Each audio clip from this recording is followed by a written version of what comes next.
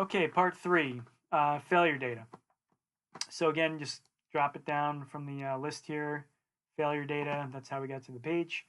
And we have at the top first a summary page, which basically the intent here is to give some granularity on what roles these failures took place in. So to your point on the email about just wanting to look at the failure data specifically, that's where you'll find this. This page will have that data. So if we put in our buddy Stephen D. Rubin here, we can see he's a male, he's 60 years old, and we can see all the roles that he was failed in that get us to our total of 11 years. So 7 directors, chairman of the audit committee, 1, CEO, 1, etc. Again, the percent verified failures is based on simple 11 over 23 calculation, but again, there could be other failures that are in this. So this number is the total number of companies, but it's possible that maybe for some reason we don't have all the historical data for all 23 companies, and there could be some other failures hidden in there that we currently aren't picking up. So the bottom line is that there's at least 47.8% of the companies that have been failures for him, but that number could actually go higher as our data gets better going forward. And then below that, we have the raw data for the executives. So if we put in Stephen D. Rubin, we can see all the failure data, the roles, the start date, the end date, company name, etc. What's worth noting here is that you have company name and you have also security name. So security name is what the company is trading under currently. So we have Transcentrix here.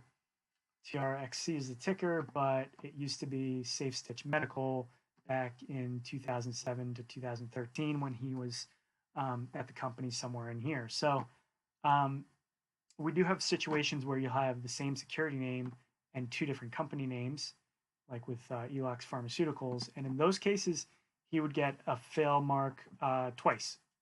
So you get 1 for 7 and 1 for also Elox because he stayed with the company. So it looks like he started in 2014, and then at some point they become Elox, and he's still with the company. So sometimes these guys, will kind of run these things into the ground and then try to reinvent it. And so we didn't want to let them not get away with not getting marked if that's what's going on. And so we will have 2 scores there, 1 each for each of those names. And then it just tells you the peak price, peak day, current price, and the returns will all be down 90+%.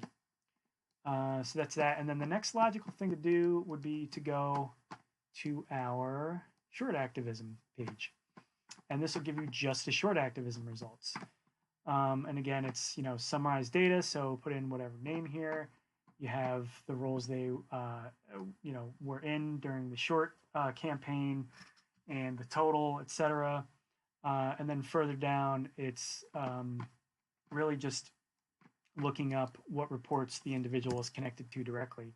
So you can put in a particular name. It'll tell you the company name, the ticker, report title. You can click on here and read these reports if you'd like. And then this down here is really just all short activist reports, everything we have in our database. So it's not looking it up by executive name. It's just you can look it up by company. So I don't know, Flex Pharmaceuticals is one that I wrote, and you can see when it was written, etc. Whatever, if you feel like doing that. But just kind of something we threw in. And then the last thing, I guess I'll show you the download page, although I would say that's really the bulk of it, but I'll do one more quick video just to follow up. Yeah, that's pretty much it.